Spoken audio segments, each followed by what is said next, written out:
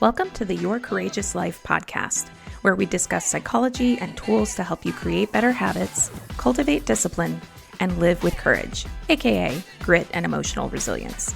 I'm your host, Kate Swoboda. Learn more about my books and get additional resources at yourcourageouslife.com. And now, here's today's episode. All right, hey there, y'all. Got a heavy topic for today. Heavy but good, I think. Today's episode is about setting healthy boundaries. There you go. I just dropped it. Setting healthy boundaries. I have been working with clients since 2006. I would say a ton of work comes in around how do I set, as the client, healthy boundaries with my partner, with my job, sometimes with myself around being accountable to the things that I want. And I'm mostly going to be using examples today around setting healthy boundaries with other people. That is often where we struggle the most, isn't it?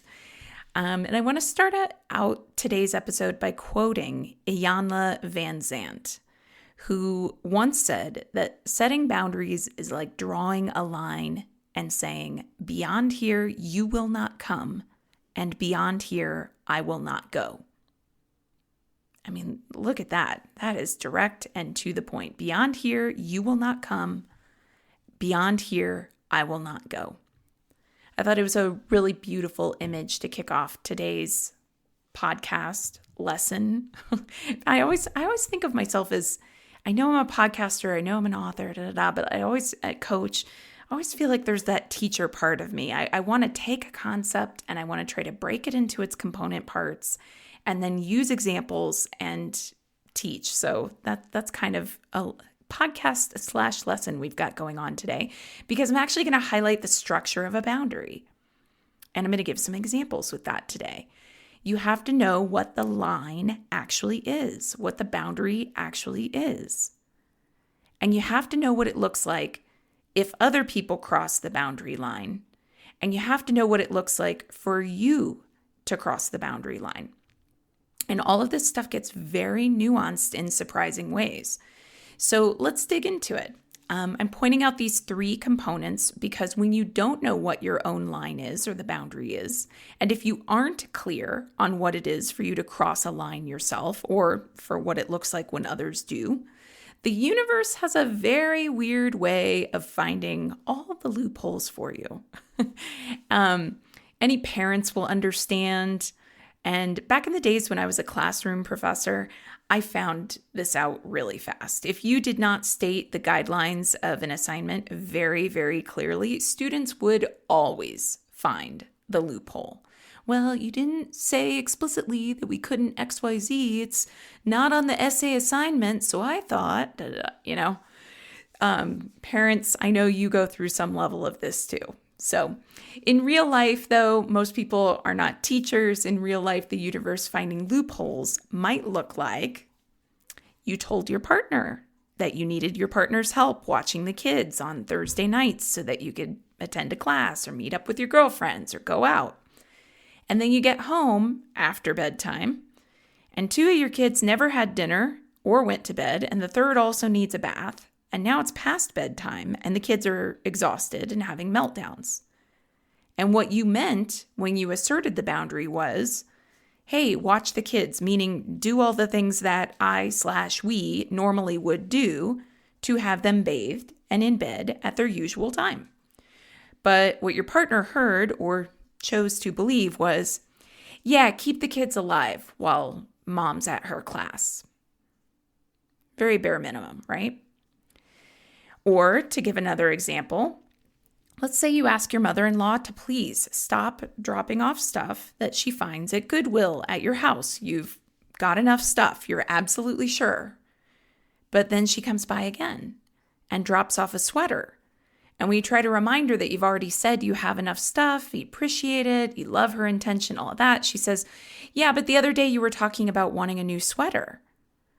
And you can remember, yes, a conversation where you said that, but you wanted to find your own sweater, not have your mother-in-law get one for you. And you are 100% sure that you never said, hey, mother-in-law, next time you're at Goodwill, will you fish me out a sweater? So this is what I'm talking about when I'm talking about setting healthy boundaries. I'm going to focus in on those little tiny interactions that are threaded throughout our day-to-day and how to navigate those with a healthy sense of boundaries. And the reason I'm going to focus there and not the big kahuna stuff is because the little stuff paves the way for you to assert your boundaries when the big stuff comes up. And the process will be the same. And most people need to practice with the little stuff before they can get to the big stuff. The courage to actually enforce a boundary is hard. And I think it's hard for most everyone. I would say it's hard for me. In fact, sometimes I was thinking about this as I prepared today. Sometimes I've felt resentful that someone walked over a boundary I had previously articulated, not so much because I couldn't deal with the thing that they did, but more so because now I was going to need to have this awkward conversation about boundaries that I would really prefer not to have. So make no mistake, I will have the conversation. That's what I'm committed to. I'm just human and wish, like many of us, and probably a good portion of you listening today, wish that in life you only had to articulate a boundary one time and it was smooth sailing from there. Wouldn't it be nice? So I'm going to talk today through the lens of if I was working with a one-on-one client and that client wanted to work on healthy boundaries, where would I start if I was working with that client? Well, the first thing I would want to get really clear on is the line that is to be drawn. What is the specific boundary? So I would be asking questions like, what is the specific boundary? What is the actual outcome that you're wanting from setting this boundary? Why? Why are you wanting that outcome? What will be different in your relationship if this boundary is set and you achieve that outcome? So you can, assuming that you're not driving and you're somewhere where it's safe to do so, you can pause the episode and go back and kind of think through some of those questions. But again, they are, what is the actual outcome you're wanting from setting this boundary? Why? What's going to be different if this boundary is set? What's going to be different if you achieve that outcome? Now, sometimes the boundary setting might seem kind of obvious. I want this person to stop calling me names during an argument, and the outcome I want is respectful communication. And the reason that I'm setting that boundary is because I want respectful communication. Duh. And it might seem like a duh, but actually we can explore that answer a little more in a coaching session and a whole other world opens up. It's not just, I need people to communicate respectfully that the person wants. If we go a couple layers deeper, people want connection, or they want peace, not to have drama, or they just want to feel psychologically safe when navigating conflict, or they want to feel confident about their ability to handle conflict. There's the setting of that boundary with another person, but there's also the emotional work behind it. Because if we don't get to the real reasons behind why my client wants that boundary, what's going to happen is they'll be able to set the boundary, tick it off the list, but not feel the emotional release. Setting a boundary without feeling any emotional release or any sense of self-sovereignty is really a half-finished job. We don't set boundaries just to set them. We set them because we want something to change. And when we dig deep enough, what we really see is that setting the boundary has something to do with the other person, and it has a lot to do with us. We want to feel safe. We want to feel seen. We want to feel connected. We want to feel peaceful. And setting a boundary alone, the actual carrying out of setting a boundary, may or may not get us there. Because we cannot control other people, and the hangover effect of what they think can be challenging to navigate. And that is what I'm going to really get into with some of these examples today. Because if you have ever set a boundary and said to yourself, oh, nice, look at me, I set a boundary, great. And then 5 minutes later, you're worried about how they're taking it. Are they really hurt? Are they really mad at you? You're ruminating, you're thinking about it. You're imagining the discussion that's going to come next. If all that's happening, that's where there's a hangover effect, and that's what's challenging to navigate. So let's go back to, again, where we start. Knowing what the boundary is that we are setting and why we are setting it. It is such an important step. It highlights what you truly want the most. It highlights what it is you're hoping for as an outcome. And this is a really important thing. It can reveal any hidden expectations. I am literally saying that it is important for you to really dive into these questions about why you want to set a boundary, what outcome you want to achieve, because it can reveal any hidden expectations. And I don't want you to sleep on this, because the revelation of hidden expectations is huge. Sometimes, usually not consciously, people are setting boundaries as a way to provoke or force a change in other people. Don't miss that. Sometimes people are setting boundaries as a way to provoke or force a change in other people. Again, usually it's not conscious. I suspect that there are a fair amount of times when someone cuts off from their family or threatens to leave a relationship, and they are actually holding a hidden expectation that when they cut off, their family will magically realize all the terrible things that they did, all the trauma. They'll go to therapy. They'll move heaven and earth to repair the relationship. And as someone who has supported clients who have gone no contact with their families and discovered that deep down they were holding a hidden expectation that if they exited, their families would fight for the relationship, and then that didn't happen, it's pretty devastating, and there's a lot of grief. So you want to deploy your boundaries responsibly, and that means as much of a responsibility to be respectful to others when setting boundaries as it does being respectful of yourself and your own process. If you're aware of hidden expectations, you don't get blindsided if things don't quite work the way that you had hoped. So, you know what boundary you want to set, and you know why you want to set it. You've done that work. Great. Awesome. And you've explored those hidden expectations, hopefully with the support of a coach or someone who knows what questions to ask that are going to draw out some deeper answers. Now ask yourself, how will I know if they have crossed my boundaries? Usually, this is pretty straightforward. If you asked them not to call you names during an argument, and they do, they crossed the boundary. If you asked your partner to take care of the kids and you arrive home and your kids haven't been fed or bathed or put to bed, which are all examples of caring for children, they crossed a boundary. Assuming, of course, no extenuating circumstances, right? If you asked your mother-in-law not to bring you stuff from Goodwill and she does it anyway, she crossed a boundary. Again, not a big boundary with some of these examples. Like the mother-in-law example, bringing you stuff from Goodwill. Again, it's one of those things where, like, if that was me, it's not that the stuff from Goodwill is so terrible. I understand the intention behind it. It's thoughtful. It's trying to be kind. It's all those things. The hard part is actually, though, saying, I don't want any more stuff from Goodwill. Please stop bringing it to me.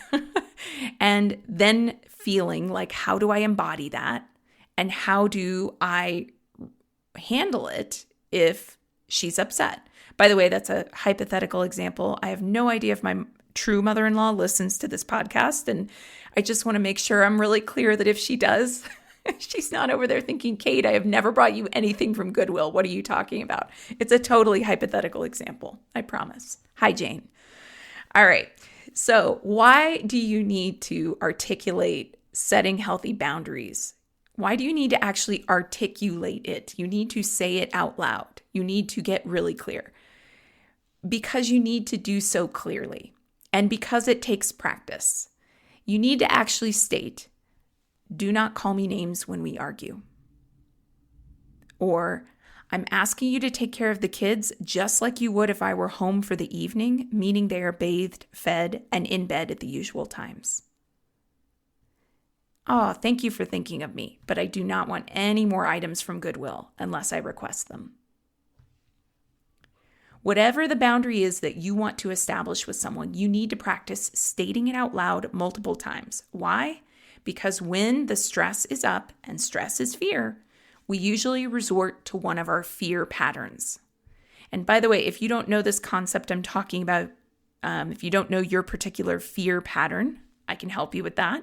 Make sure you head over to the yourcourageouslife.com website, become a subscriber, and then you get access to the subscriber library, which includes my free Fear Patterns workbook. When you know your fear pattern, it cannot control you in the same way, and that workbook will help you to identify what your fear pattern is. So, if you need that resource, it is there and it's available for you. Now, with boundaries, you definitely want to know your fear pattern. Whether your fear pattern is pessimism, perfectionism, people-pleasing, or sabotage, and we all do all of these fear patterns at different points. It's contextual. You might have one fear pattern in one area of your life and another fear pattern in another area. This is why I'm encouraging you to get the free Fear Patterns workbook. Whether your fear pattern is one of those in one context or sometimes a hybrid of more than one, which can happen, yes, those patterns play out in predictable ways. And they will play out in predictable ways when you try to establish boundaries. So for instance, if you have a pessimist fear pattern, you might be reluctant to even set a boundary. What's the point? It won't work. Or when you enforce it and the boundary is crossed, your response might be, oh, great, I knew that wasn't going to go well. And you can imagine that someone with that pessimistic fear pattern might think there's no point in setting boundaries again in the future. And if that's how it plays out, good luck ever setting healthy boundaries, right? So can you see how the fear pattern keeps you stuck without your even realizing it?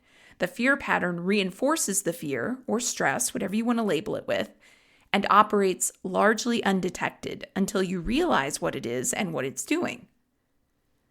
So again, think of a boundary that you, listening to this right now, have wanted to set with someone. Ask yourself why you want to set that boundary with them. Be aware of hidden expectations and then get clear on how you would articulate the boundary to them. Know your fear pattern so that you're prepared if it comes out.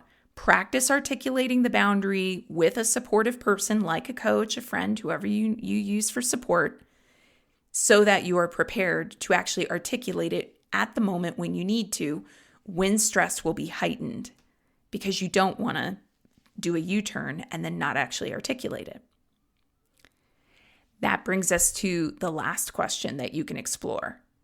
How do I know if I have crossed my own boundaries? At first, that question can be a bit of a head scratcher. Like, what? I'm the one setting the boundaries, so how could I be the one violating them? Well, here are a few examples. You tell someone not to call you names during an argument, and they do it anyway. And you bypass that and just keep the argument going rather than stopping it and reasserting your previously articulated boundary.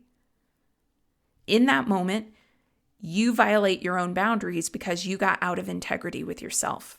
You're effectively putting yourself in a position of violating the boundary in absentia. Or let's say you ask your partner to handle the kids. They don't, and you come home and start fixing it all. You start doing all the work of getting the bed, the bath, whatever they need, and you feel angry and resentful the entire time. But you don't say anything because to you, that would only make it worse. In that moment, you violate your own boundaries because you aren't speaking your truth to your partner. Again, boundaries are a line where you say, beyond this line, you cannot come. Beyond this line, I will not go. So in this example with your partner, beyond this line, you cannot come. You can't cross the line of not taking care of the kids when you agreed to take care of the kids. Beyond this line, I will not go. I'm not going to cross the line of taking care of the kids when I got an agreement from you to take care of the kids. Now, obviously, kids in this example have to be prioritized. And so the next thing I would want to support a client around is how they reassert their boundary in that situation and ask their partner, can you please handle the bathing and the feeding and the bed timing of the children rather than taking it on yourself and feeling angry and resentful the whole time? So, It's also worth noting, by the way, in that example, I think this makes it really clear. And this example with partners, I don't know what is in the water, but across the breadth of my coaching experience, I have heard of so many client situations where this has happened. It's bananas to me. It's such a common thing. I know there's got to be people shaking their head going, yep, been there, as they listen to this. If you asked a babysitter to watch your kids, and that meant feeding them and like getting them into bed, and you came home and none of that had happened, again, as long as there were no extenuating circumstances making that an exception, one would hope that you would ask the babysitter why they didn't deliver the care for your children as you had requested. So asking your partner to hold that same standard is on the table for discussion. So that's my 2 cents anyway. Now, when one of my clients, let's get back to the work here.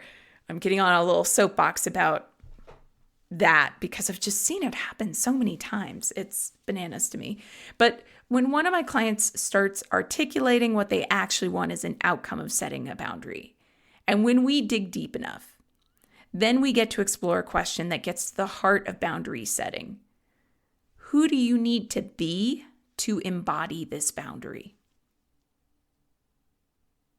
Who do you need to be to practice courage around articulating your boundaries?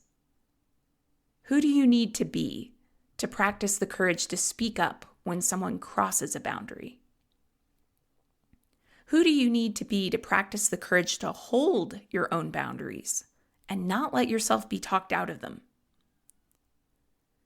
A lot of times in my client sessions, our discussions end up centering around someone struggling to claim their right to the boundary itself. There's a whole lead up of support I'm often offering to my clients doing boundary work that's about them worrying that essentially they're either too much or not enough around boundary setting. So essentially, for some time, I'll work with my clients on these very strong narratives that sound like either too much, which is often going to sound like the client saying, do I have a right to this boundary? I don't want to ask for too much. I don't want to be a diva. I don't want to be extra. I don't want to be demanding. I don't want to be that person who's always demanding things. Or I'm supporting the client as they work through in setting the boundary. I shouldn't set it because I'm not enough. And it's, do I have a right to this boundary? Because after all, I'm not perfect. Everyone makes mistakes. I mess up too. And whichever way you choose, if that's the game you're playing, you're bound to lose the game. The too much game is that you can't set a boundary because then the worry is that, you cause problems. And if people are telling me if I just relax and stop asking for these boundaries to be in place, things would be fine. And then the not enough game is my client feeling like they can't set a boundary because who am I, little old me, to set a boundary? I'm not perfect, and how dare I try to hold a boundary for anyone else until I've got all my stuff sorted out. When I get to this point in discussion with a client, oh gosh, we're talking about really, really nuanced coaching work. I'm always curious with clients at this point in the discussion, is this about what you, the client, think, or is it a projection of what the other person might think? Consider this for any boundaries you're trying to set. If you're feeling wiggly about the boundary, if you're feeling nervous about the boundary, is this nervousness, is this hesitation to claim your right to a boundary? Is it about what you think? Are you worried that you're out of alignment with what you believe? Or is it a projection where you're actually worried about what other people might think? And as a coach, I'm listening really closely in these moments to try to get a sense from the client about what kind of boundary they actually want to hold and embody and what they're using as their anchor. If my client is rooting into what they truly want, what my client truly believes for herself, then we're good. If my client's actually attached to what others might think of her, then building a boundary from that place is going to be a shaky foundation. So let me explain a bit more about that. And of course, while I'm talking about the generalities of when I work with clients one-on-one, you're applying the work to yourself as you consider this. So I'm thinking about it like this. Is the boundary my client is starting with, for instance, a loud roar that my client thinks they have to come out with when a simple direct statement would do? Or is the loud roar actually the kind of boundary my client is striving to embody and needs to embody, but isn't embodying because of what other people think? These are just some of the questions that come to me about this, and that are examples of like, where is my client orienting herself? What's the anchor that she's trying to root into or attach to? And it's really different for every single person. Some people realize that they're coming in hot with boundaries as a way of overcompensating because they finally mustered up the courage to say anything at all, and they're going for it. But actually, what would be more effective and cause less trauma is just simple, practical. Say your boundary once, let it play out. Other clients really need to practice and get support around fully embodying a full-throated, "This will no longer be tolerated, and I will not leave this conversation without making that clear." You don't have to yell and scream to have a crystal clear conversation with someone where you leave no doubt as to what your boundary is. Some of my clients need to go beyond a simple statement and into a very direct statement of what will no longer be tolerated. When my client and I have worked to that place where they know what kind of boundary to establish and where to anchor it, to me, that's the magic. That's the sweet spot. The client is now equipped to truly articulate the boundary, and they are a lot less likely to feel a hangover effect after asserting their boundary where they worry or ruminate that maybe they did it wrong. My client now knows in her bones that she did it right because she did it in a way that was aligned with what she truly wanted for herself, what she truly wants for her relationship with others, what she truly needs to say, and in the way that she truly needs to say it. Now, a natural question that will come up for most people is, what do you do during those times where someone repeatedly crosses a boundary, even when you say over and over, "Hey, that is not okay. You've articulated your boundary, you've done the work, you know why, you're doing it respectfully, you're, really clear on your fear pattern," all of that stuff. Like, what do I do when it happens over and over and over? And particularly, the next question is, and I'm thinking maybe it's time to go no contact. I'm actually working on another episode where I'm going to talk about going no contact, any alternatives that might be possible to going no contact, and how to go no contact responsibly and in a way that you can actually feel maybe not excited about, but aligned around. I don't think it usually feels good to go no contact. It usually feels, and I'm thinking about those really tender relationships. For sure, there are times where it's like if you had a really difficult boss and you no longer at the job and you're no contact with that old boss, it's like, woo, what a relief. But often in our complex relationships, going no contact doesn't exactly feel good once the deed is done. So I'm going to talk about that in another episode. For today, the important steps are to understand and implement the tools of setting healthy boundaries. Because in the episode where I talk about going no contact, I am going to assert that I think in the majority of cases, and I am trusting that you, the person listening to this, is a kind and good-hearted person who doesn't want to cause harm. So in the majority of cases, before going no contact, you really need to practice setting healthy boundaries. Because when you do that work first, it's clearer for you whether or not the relationship has any possibility of being saved in any capacity. It's kinder for the other person, even if they are doing things that are not great, because they at least have some understanding of why you're going no contact. If you actually would wish for this person to understand something about their behavior in the hopes that they might change it, ghosting is not the way to go about it. Ghosting probably will only, frankly, entrench them more into how you're the bad guy because you ghosted, rather than giving them any clarity about their actual behavior. And it's also kinder for you to start from a place of setting healthy boundaries, because you get to step away from the relationship with integrity and not, again, having that hangover effect of worrying, like, what if I didn't do all that I could do? What if I did this in a way that caused harm? All the mental rumination that can come up. So if you think there's a possibility that you might eventually need to go no contact with someone, I suggest you start with all the practices I've been talking about today, setting those healthy boundaries. And of course, you can reach out to me if you want any support with that. My life coaching offerings are at yourcourageouslife.com. And I currently, as of this recording, have 2 spots open for coaching. Or generally, since I am director of training for the Courageous Living Coach certification at teamclcc.com, if you want to reach out to me and get referrals to other coaches that you could work with, I know a lot of them. So, deep breaths. Get out there, get after it with setting those healthy boundaries. It's hard work, but I promise you feel a lot lighter once you do it, especially when you've done it in the right way. All right, that's today's episode of the Your Courageous Life podcast. Thank you for listening. To dive in deeper and continue the work, head on over to yourcourageouslife.com. See you there.